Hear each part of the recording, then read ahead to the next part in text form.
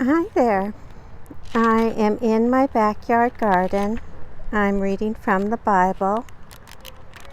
Today I'm reading from the book of Leviticus, chapter number 7. In chapter 7, it's a little bit windy this morning. In chapter 7, it begins by talking about what chapter 6 finished up with. It begins by talking about instructions concerning sacrifices, and then it finishes up by talking about further instructions.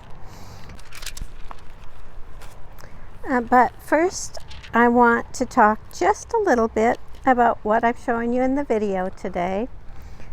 Today I'm showing you a broken flower pot that we've turned upside down, and it sits in the garden so that toads have a place to go. I guess some people call them toad houses. And in the winter garden, because it's a little more sparse and there's less pretty flowers for me to show you, I'm showing you a piece of broken pottery. Okay, enough about the garden. Today I'm reading from the book of Leviticus, chapter number 7. The reading begins. This is the ritual of the guilt offering. It is most holy. At the spot where the burnt offering is slaughtered, they shall slaughter the guilt offering, and its blood shall be dashed against all sides of the altar. All its fat shall be offered, the broad tail, the fat that covers the entrails, the 2 kidneys with the fat that is on them at the loins, and the appendage of the liver, which shall be removed with the kidneys. The priest shall turn them into smoke on the altar as an offering by fire to the Lord. It is a guilt offering. Every male among the priests shall eat of it. It shall be eaten in a holy place. It is most holy. The guilt offering is like the sin offering. There is the same ritual for them. The priest who makes atonement with it shall have it. So too, the priest who offers anyone's burnt offering shall keep the skin of the burnt offering that he has offered. And every grain offering baked in the oven, and all that is prepared in a pan or on a griddle, shall belong to the priest who offers it. But every other grain offering mixed with oil or dry shall belong to all the sons of Aaron equally. This is the ritual of the sacrifice of the offering of well-being that one may offer to the Lord.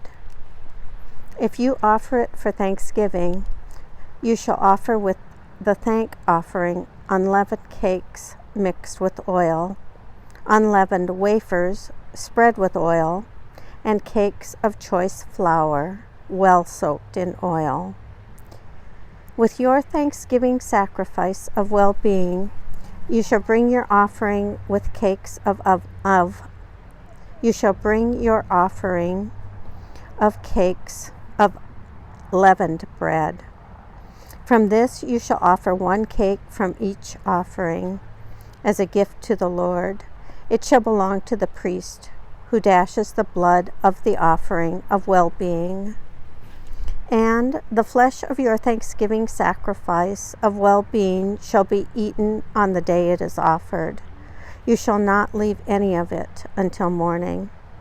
But if the sacrifice you offer is a votive offering or a free will offering, it shall be eaten on the day that you offer your sacrifice, and what is left of it shall be eaten the next day. But what is left of the flesh of the sacrifice shall be burned up on the 3rd day. If any of the flesh of your sacrifice of well-being is eaten on the 3rd day, it shall not be acceptable, nor shall it be credited to the one who offers it. It shall be an abomination, and the one who eats of it shall incur guilt. Flesh that touches any unclean thing shall not be eaten.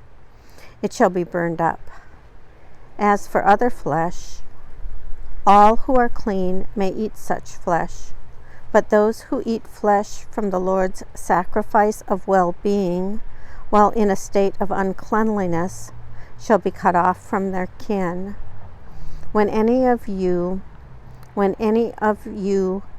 touches any unclean thing, human uncleanliness, or an unclean animal, or any unclean creature, and then eats flesh from the Lord's sacrifice of well-being, you shall be cut off from your kin.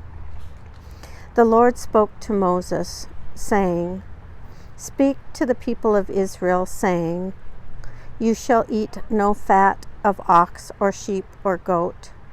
The fat of an animal that died or was torn by wild animals may be put to any use, but you must not eat it.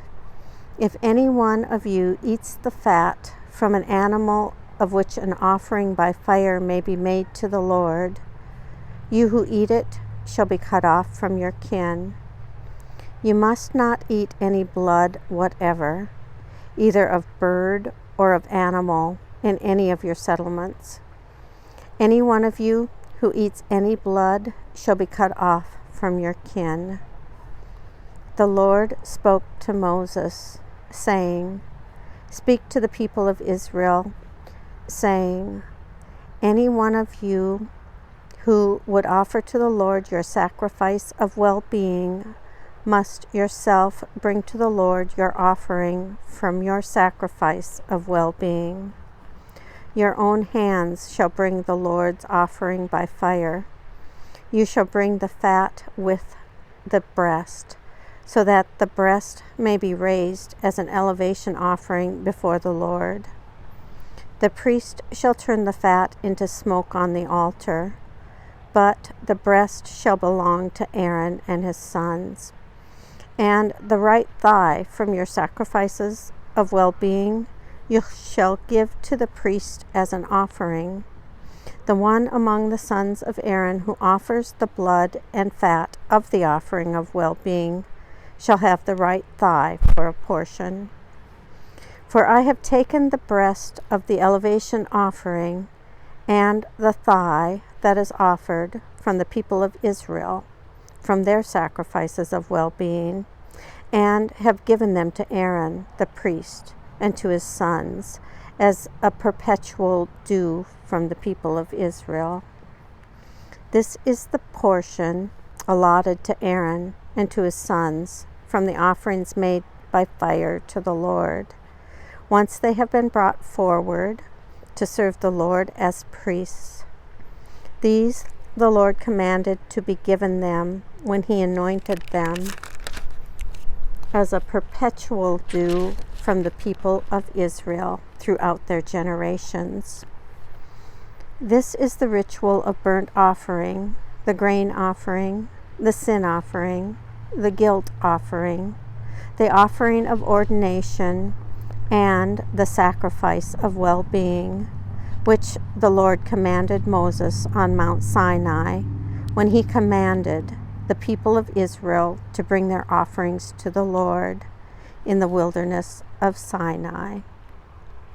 This ends the reading of Leviticus, chapter number 7.